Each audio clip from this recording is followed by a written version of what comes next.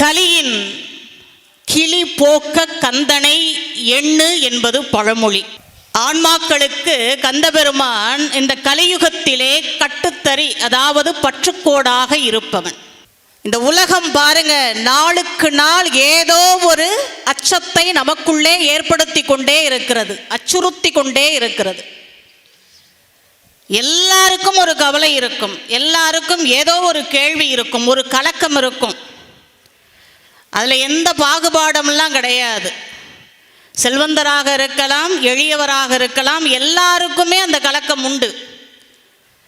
தங்க ஊசியில் குத்தினாலும் வலிக்கத்தான் செய்யும், சாதாரண ஊசியில் குத்தினாலும் வலிக்கத்தான் செய்யும். நாம் நினைக்கிறோம் ஓட்டு வீட்டில் இருந்துக்கிட்டு நாம் புழுங்குறோம், அவங்க ஏசியில் இருந்துக்கிட்டு புழுங்குறாங்க. மனப்புழுக்கம், அவ்வளோதான் வித்தியாசம், வேற ஒன்றும் இல்லை.